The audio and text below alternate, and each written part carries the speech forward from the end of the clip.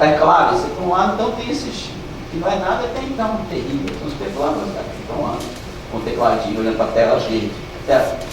Mas que tem uma tendência de desvalorização cambial, pelo que ele falou, porque de fato a maré não está para peixe dos exportadores de commodities. E aí a maré não fica pouquíssimo para peixe quando você vai ter fazer política anti-inflacionária com o câmbio. Vai.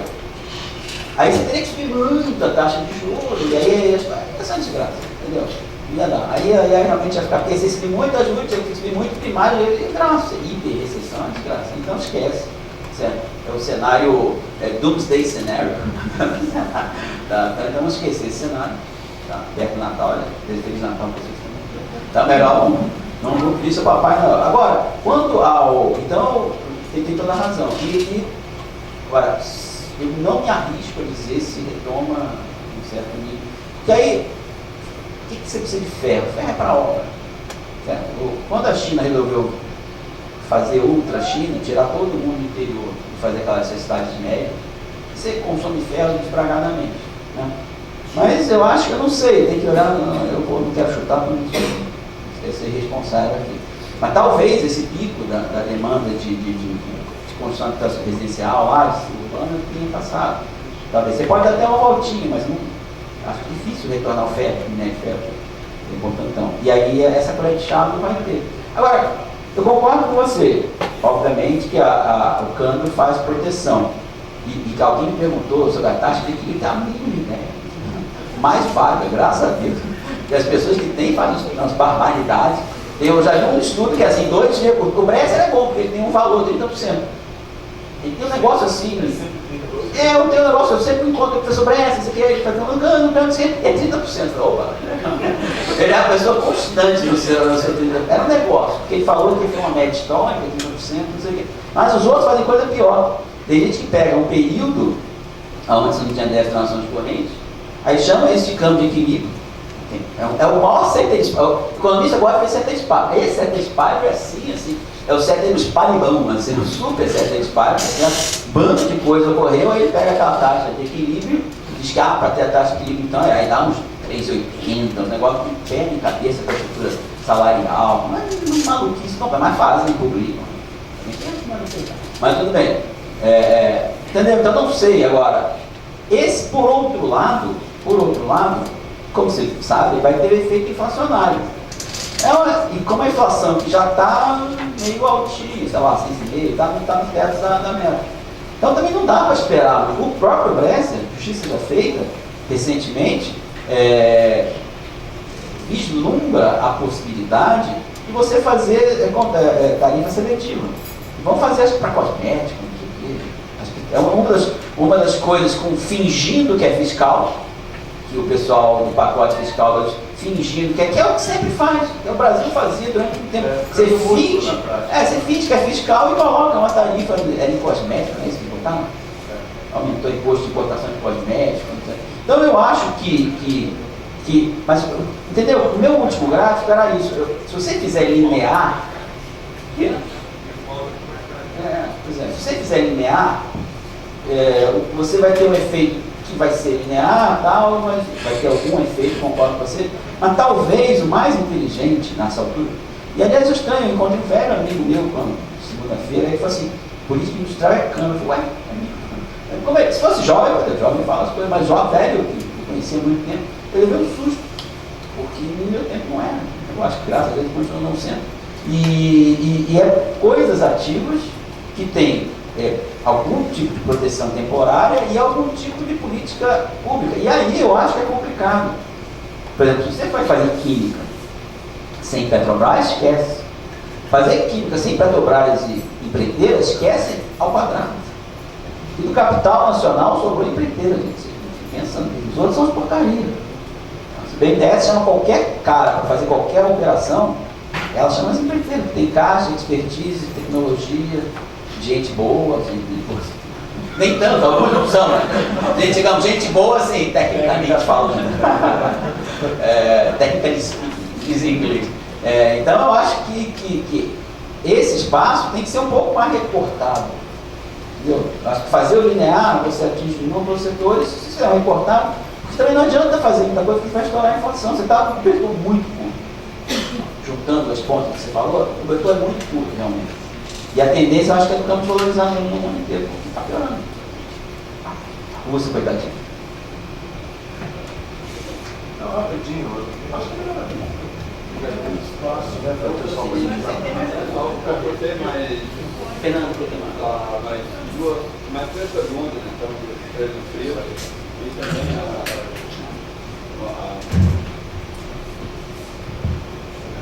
tem que ter umas quatro cartas aqui da mesa.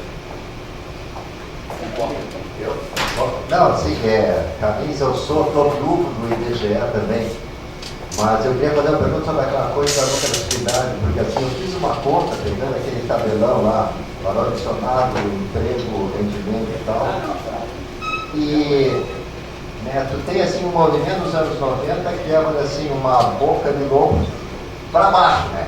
Cai valor adicionado médio e cai rendimento médio, só que o rendimento médio cai mais ainda. Então abre um pouquinho, tem o refresco de rentabilidade contra uma situação ruim. No até 2009, sobe tudo, sobe fechando a boca. Aí tem uma boca de, sei lá o que, de topeira, né? Que deixar. Tem algum veterinário aqui para aumentar? Para chutar a verdade. Ou de tamanduá, isso. Que vai fechando, então isso tem algum efeito, né? Não, deve ter. Vê bem, Claro. O nosso dado é 500 empregos. É óbvio que tem um viés.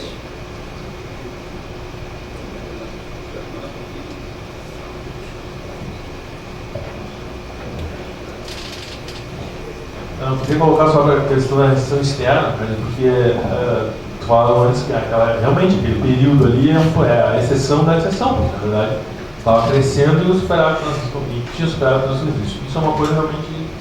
Né? Então, isso é a exceção. Agora, a situação, de certa maneira, nós voltamos ao normal, né? Porque agora, qualquer coisa que cresça vai piorar ainda mais, porque já está ruim, que é o déficit das correntes. E aí, coloca, talvez pudesse falar um pouco mais, que é esses setores onde se pode fazer alguma coisa para.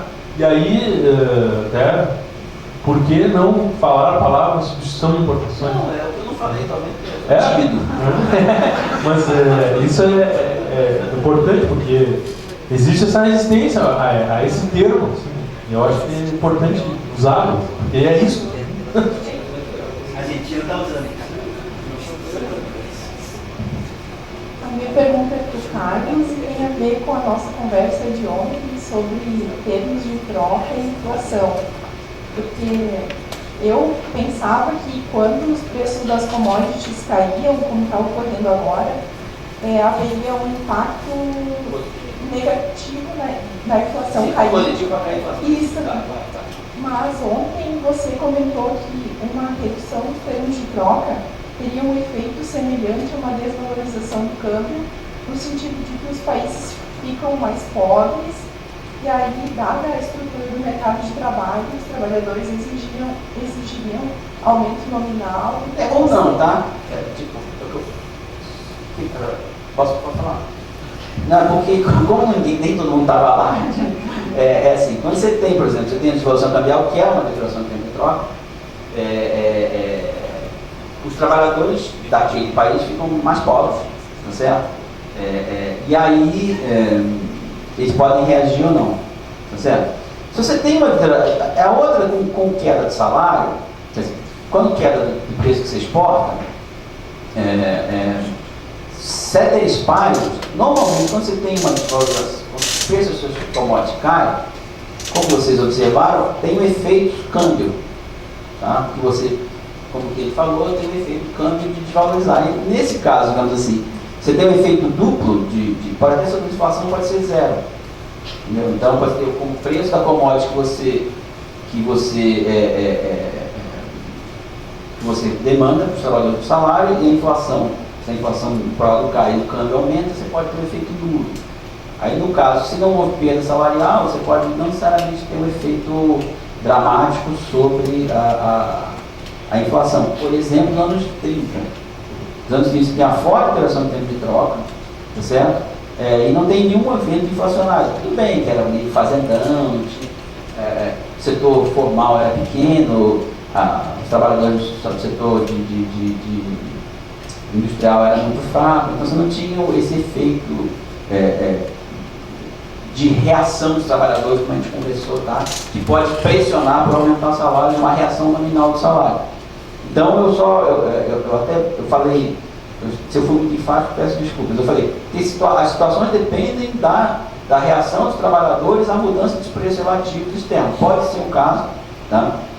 Sei lá, você tem um caso, então você tem que juntar os pedaços. Você tem uma queda de troca, aí você tem que deteriorar o setor externo mantendo o nível de produto.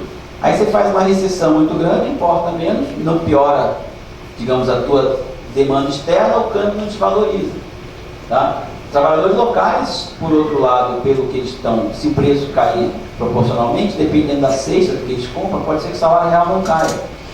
Então você tem que juntar as variáveis de câmbio, da cesta de salário em relação aos bens que compõem bens salários e as commodities, para ver se a capacidade de resposta dos trabalhadores, para ver se isso tem algum impacto inflacionário ou não.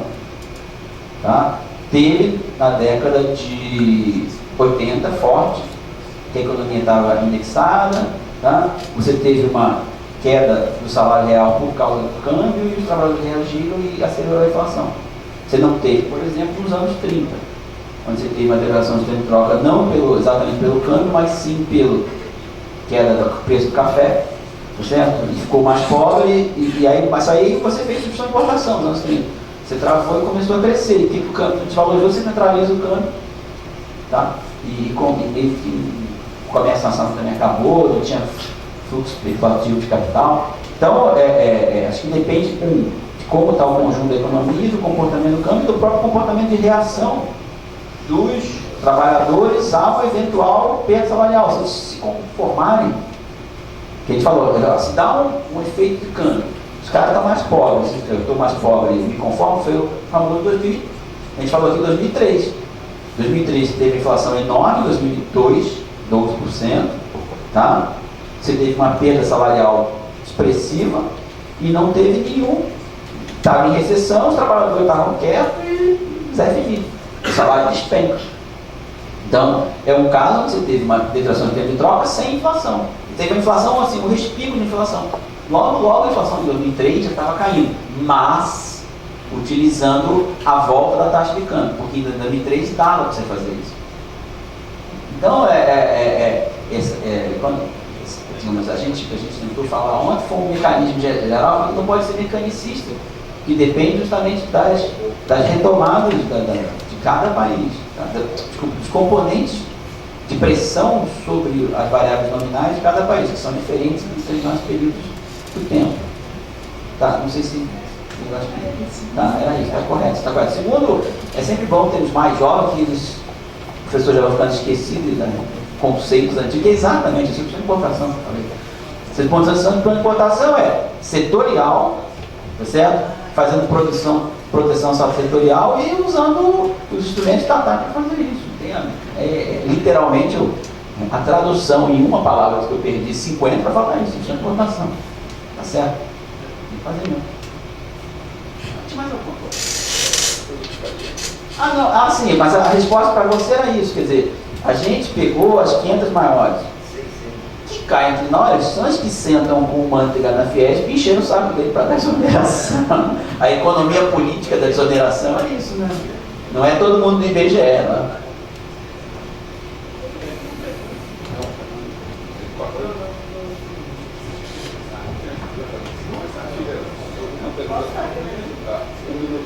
Tá, eu acho que a gente subestima um pouco o efeito das commodities no nível de atividade.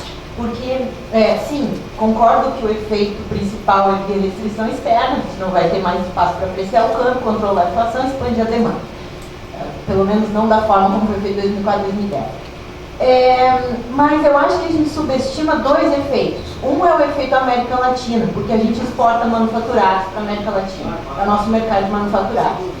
Outro efeito é o efeito renda, que que transborda para investimento. A gente vê aqui, por exemplo, na soja, aumenta o preço da soja, o sujeito sai comprando máquina, troca carro, dinamiza o interior. Eu acho que isso acontece em Minas também com o minério. Então eu acho que esses dois efeitos eles acabam não sendo medidos, teria que pegar a matriz, enfim, mas eles existem. Não, foi bom você lembrar, você tem toda a razão. Eu mencionei muito rapidinho, quando eu falei aquele negócio de que o Brasil segue as exportações, esse efeito do Brasil diminuir as exportações é justamente o efeito da América Latina. Eu falei uma frase, a gente só exporta para o nosso amigo. Entendeu? Quando o nosso amigo é pelo cano, é engraçado, eles ficam desesperados. Agora tem um jornalista, vocês conhecem uma página 12 da Argentina e tal. Aí eu estava trabalhando, eu fico sempre com um G-Talk aberto, né? Aí ele entrou assim, vocês não vão crescer, não. Vocês não vão crescer. Eu falei, não, é que a gente queria, porque estão desesperados. Porque para nós tem um efeito positivo sobre o crescimento das exportações industrializadas, você tem toda razão. Mas para eles, o efeito Brasil sobre o resto da América Latina aí é espetacular, é de puxar o crescimento deles mesmo. O país imperialista, né? O quê? Não, o país é uma máquina, né? Eu também já viajei com outros países aqui. Não, máquina meio de fato. Tá lá. Mas para a Argentina, esse país Não, só um comentário rápido aqui. Já está defasado no estudo que eu fiz, saiu uma revista mexicana que na verdade